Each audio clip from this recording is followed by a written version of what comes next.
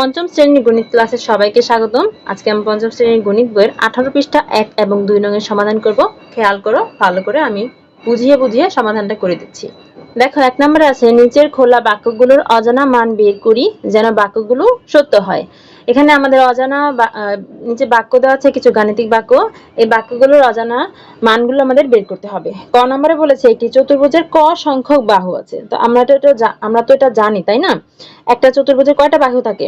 একটা চতুর্ভুজের বাহু থাকে 4টা। তার মানে এখানে ক এর মান কত? এখানে ক এর মান হচ্ছে 4। এখানে ক এর মান হচ্ছে 4, যেহেতু ক হচ্ছে চতুর্ভুজের বাহু সংখ্যা। বাহু সংখ্যা কয়টা? 4টা। তাহলে ক এর মান 4, শেষ। এরপরে হচ্ছে 2 নাম্বার। 2 নম্বরে কি বলেছে খেয়াল করো।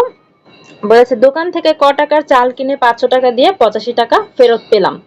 তাহলে ক টাকার চাল কিনেছে, দোকানিকে কত টাকা দিয়েছে? 500 টাকা দিয়েছে। তার মানে সে দোকানদারকে দিয়েছে 500 টাকা, তার চালের দাম হচ্ছে ক টাকা। তাহলে 500 থেকে ক টাকা কিন্তু বিয়োগ করতে হবে, তাই না? সে যত টাকা দিয়েছে, তারপর যত টাকার চাল ক্রয় করেছে সেটা বাদ দিয়ে যে টাকাটা হবে সেটাই তো তাকে ফেরত দিবে। সে টাকাটা কত?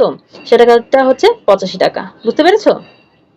500 টাকা দিয়েছে, তারপর ক টাকার চাল কিনেছে। তাহলে 500 থেকে ক বাদ দিলে মানে বিয়োগ করলে সেই টাকাটা ফেরত দিবে, আর সেই টাকাটার মান হচ্ছে 85 টাকা। বুঝতে পেরেছি? এখন এখান থেকে আমাদের ক এর মানটা বের করতে হবে। তো ক এর মানটা আমরা তো বের করতে শিখেছি, তাই না, আগের ক্লাসগুলোতে? তাহলে এখানে ক এর সামনে কিন্তু বিয়োগ চিহ্ন আছে। তাহলে এই কটাকে আমরা সমান চিহ্নের এই পাশে নিয়ে যাব, মানে পক্ষান্তর করব। তাহলে 500 এখানে যেভাবে আছে সেইভাবে রাখলাম। আর এখানে কটা যদি এই পাশে চলে আসে তাহলে বিয়োগ থাকলে হয়ে যাবে কি? যোগ হয়ে যাবে। মনে আছে তোমাদের? যোগ থাকলে বিয়োগ হয়, বিয়োগ থাকলে যোগ হয়, আর গুণ থাকলে হয় ভাগ, ভাগ থাকলে হয় গুণ। আর 85 এখানে যেভাবে আছে সেইভাবে আমি রাখলাম। তারপরে এখন এই 85টাকে আমরা সমান চিহ্নের এই পাশে আনতে চাই। তাহলে 85টা দেখো, 85 কিন্তু এই ক এর সাথে কি যোগ আকারে আছে। 85 এর সামনে যোগ চিহ্ন আছে, কোনো চিহ্ন নাই মানে যোগ চিহ্ন আছে, বুঝতে হবে কেমন? তাহলে 85টা সমান চিহ্নের এই পাশে যদি চলে আসে তাহলে কি হয়ে যাবে? বিয়োগ হয়ে যাবে। বিয়োগ 85 সমান, আর এখানে তো ক রয়ে গেল। এখন যদি আমরা বিয়োগ করি তাহলে ক এর মান কত হবে? ক সমান 10 থেকে 5 বিয়োগ করলে হবে 5, তারপর 9 থেকে 8 বিয়োগ করলে হবে 1, আর এখানে হবে কত? 4, 415। তার মানে ক এর মান হচ্ছে 415। 415 টাকার সে চাল কিনেছে। ক এর মান যেহেতু 415 এসেছে, তাহলে 415 টাকার চাল কিনেছে। এরপর হচ্ছে 3 নাম্বার। খেয়াল করো 3 নাম্বারটায় 3 নম্বরে বলেছে ক সংখ্যক কলম 12 জনের মধ্যে 3টি করে ভাগ করে দেওয়া হলো। খ সংখ্যক কলম, তাহলে কলমের সংখ্যা হচ্ছে খ, মানে খটি কলম 12 জনের মধ্যে ভাগ করে দেওয়া হয়েছে। তাহলে খটি কলম ভাগ করে দেওয়া হয়েছে কত জনের মধ্যে? 12 জনের মধ্যে। তাহলে খটি কলম 12 জনের মধ্যে ভাগ করে দিলে একজনে কতটি পেয়েছে? 3টি। একজনে কতটি পেয়েছে? 3টি। এই আমরা গাণিতিক বাক্য তৈরি করলাম। ঠিক আছে? খটি, এটা হচ্ছে কলমের সংখ্যা, এটা হচ্ছে মানুষের সংখ্যা। তাহলে এতগুলা কলম 12 জনের মধ্যে ভাগ করে দিলে একজন পাবে 3টি। এইভাবে করে গাণিতিক বাক্য তৈরি করলাম। এখন এখান থেকে খ এর মান আমরা যদি বের করতে চাই তাহলে কি করতে হবে? দেখো, খ এর সাথে 12 কি আছে? ভাগ আছে। তাহলে এই ভাগটা যদি সমান চিহ্নের এই পাশে চলে আসে, পক্ষান্তর করি, তাহলে কি হবে? ভাগ থাকলে গুণ হয়ে যাবে। ঠিক আছে? তোমাদের মনে আছে আমি যে লিখে দিয়েছিলাম এই ক্লাসে? যোগ থাকলে হয়ে যাবে বিয়োগ, আর বিয়োগ থাকলে হবে যোগ, আর গুণ থাকলে হবে ভাগ, আর ভাগ থাকলে হবে গুণ। কেমন? এখন খ সমান এই 3 যেইভাবে আছে রাখলাম, ভাগ থাকলে এই পাশে চলে গেলে কি হবে? গুণ হবে। তাহলে এখানে খ এর মান কত হবে? খ এর মান 3 × 12 = 36। 36। বুঝতে পেরেছো? আমরা ক 1 আর 2 আর 3 নং সমাধান করেছি। এরপর আমরা 2 নং এর সমাধানটা করব। দেখো, 2 নম্বরে 4টি প্রশ্ন আছে। এখানে গ এর এমন একটি মান নির্ণয় করি যেন বাক্যটি সত্য হয়। এখানে সবগুলোর মধ্যে গ এর মানটা নির্ণয় করতে হবে। তো 1 নম্বরে আছে গ + 12 = 19। তাহলে এখান থেকে আমরা যদি গ এর মানটা নির্ণয় করতে চাই তাহলে গ এর সাথে যোগ আছে 12। তাহলে 12 যদি আমরা পক্ষান্তর করি, অর্থাৎ সমান চিহ্নের এই পাশে নিয়ে আসি, তাহলে যোগ থাকলে কি হয়ে যাবে?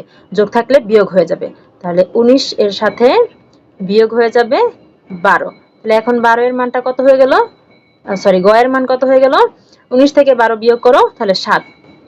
7, গ এর মান পেয়ে গেলাম 7। এবার 2 নম্বরে আছে 48 - গ = 33। এখান থেকে আমরা গ এর মান যদি নির্ণয় করতে চাই তাহলে লিখলাম 48। এই যে গ এর সামনে কি বিয়োগ চিহ্ন আছে না? তাহলে সমান চিহ্নের এই পাশে যদি আমি গ নিয়ে আসি তাহলে গ এর সামনে বিয়োগ থাকাতে গ এই পাশে গিয়ে যোগ হয়ে গেল।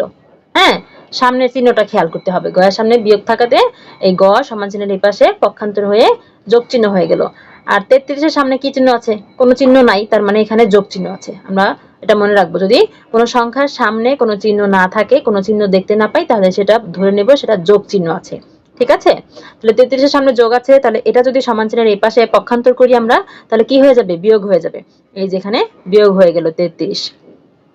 এখন গয়ের মানটা কত হয়ে গেল? সুতরাং গয়ের মানটা 48 থেকে 33 বিয়োগ করো, তাহলেই আমরা পেয়ে যাব। 8 থেকে 3 গেলে থাকে 5, 4 থেকে 3 গেলে থাকে 1, 15। গয়ের মান পেয়ে গেলাম 15। এরপর 3 নম্বরে আছে 8 গুণ গ সমান 32।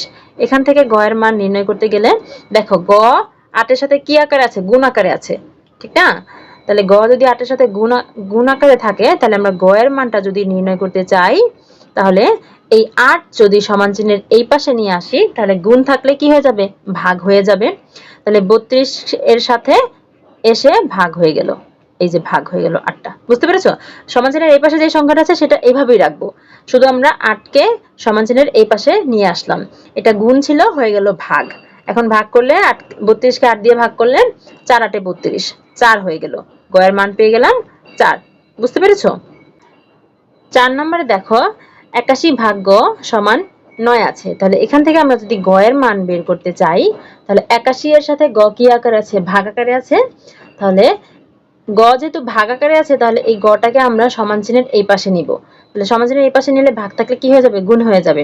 তাহলে 81 এইভাবে এখানে যেভাবে আছে রাখলাম, আর এই গটা সমান চিহ্নের এই পাশে গেলে গুণ হয়ে গেল, গুণ গ।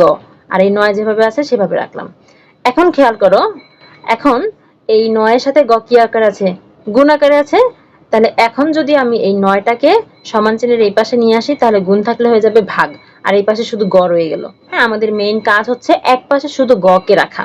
প্রত্যেকবারই আমরা এমন কাজ করেছি যাতে এক পাশে শুধু গ থাকে। কেমন?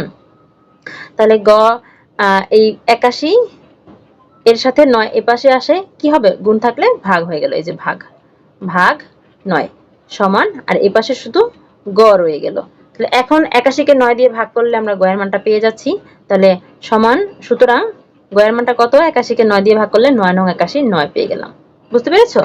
দেখো আমরা কিন্তু এই যে প্রথমবার যখন এখানে গ আছে, গ রাখলাম, বাকি সংখ্যাগুলো এই পাশে নিয়ে এসেছি। দ্বিতীয়টাতে গয়ের সামনে বিয়োগ চিহ্ন আছে। এই যখন বিয়োগ চিহ্ন থাকবে, তখন আমরা সমান চিহ্নের এই পাশে গটাকে নিব। গটাকে সমান চিহ্নের এই পাশে নিলে কিন্তু তখন গটার সামনে বিয়োগ চিহ্নটা উঠে গেল, মানে যোগ হয়ে গেল। ঠিক আছে? তাই আমরা এই গটাকে এই পাশে নিয়ে গেছি। তারপর 3 নম্বরে আমরা এই পাশে গ কে রেখেছি, কারণ কি? দেখো এই 8 কে এই পাশে নিয়ে গেলে এটা ভাগ হলো, তাহলে এই পাশে শুধু গ রয়ে গেল। হ্যাঁ, আর যখন আমরা এই 4 নং করেছি, 4 নং এ কি আছে? দেখো 4 নং এ গটা কিন্তু ভাগ আকারে আছে। হ্যাঁ, ভাগটা, তাই আমরা এই ভাগের সাথে তো গয়ের মান নির্ণয় করতে পারছি না, তাই আমরা সমান চিহ্নের এই পাশে নিয়ে গেছি গটাকে, তাই গটা হয়ে গেছে গুণ। এখন এই যে দেখো গটা গুণ হয়ে যাওয়ার পর এই সংখ্যাটাকে আমরা এই পাশে নিয়ে আসতে পারছি ইজিলি। এখানে যে কাজটা করেছি না, 9টাকে আমরা এই পাশে নিয়ে গেছি, তাহলে শুধু গ রয়ে গেল এই পাশে। এখানেও আমরা সেম কাজটা করেছি, আমরা 8টাকে এই পাশে নিয়ে গেছি, আর এখানে গ রয়ে গেল ইজিলি। কেমন? তো আমাদের মেইন কাজ হচ্ছে শুধু গটাকে এক পাশে রাখা। এই যে এখানে আমরা প্রত্যেকবারই গটাকে এক পাশে রেখেছি। তো এইভাবে করলেই আমাদের এই অজানা রাশিগুলোর মান আমরা নির্ণয় করে ফেলতে পারি। শিক্ষার্থীরা আশা করি বুঝতে পেরেছো। এখন তোমাদের কাজ হচ্ছে বেশি বেশি প্র্যাকটিস করা। বইয়ের বাকি যে অঙ্কগুলো রয়েছে সেগুলো ধারাবাহিকভাবে আপলোড দেওয়া হবে আমাদের চ্যানেলে, দেখতে হলে চোখ রাখতে হবে। ধন্যবাদ সবাইকে।